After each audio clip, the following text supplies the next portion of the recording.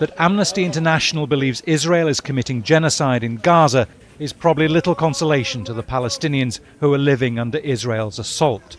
Genocide is defined as the intent to destroy, in whole or in part, a national, ethnic, racial or religious group. Amnesty says it's accumulated plenty of evidence to show that Israel's leadership knows exactly what it's doing in Gaza. We looked at the statement made by officials at the highest level, those in the war cabinet. We looked at how soldiers interpreted those statements, those on the ground, and how they called as well for the dehumanization of Palestinians and for the obliteration of Gaza.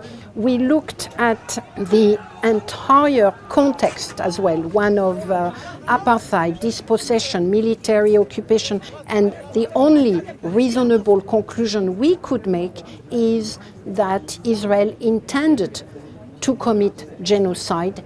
Israel's Prime Minister Benjamin Netanyahu and former Defence Minister Yoav Gallant are already facing international arrest warrants for war crimes. Amnesty says genocide should be added to the charge sheet.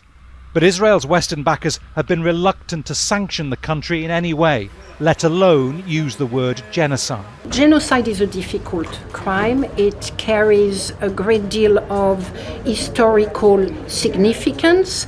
It is very difficult for Israel's allies to consider that Israel could be committing the crime of genocide. At the end of the day, it does not quite matter why they are not calling it genocide. We are saying there are people that are dying in front of our very eyes. It is your international obligation to prevent the crime from occurring.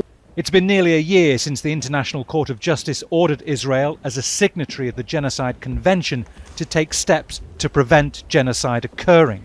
It could be years before this court decides if what is happening in Gaza is genocide. South Africa, which brought the case, will need to provide clear, hard evidence of Israel's intent. Amnesty says it hopes its report will help that case. Israel denies the charges, and the mass killing of Palestinians in Gaza continues.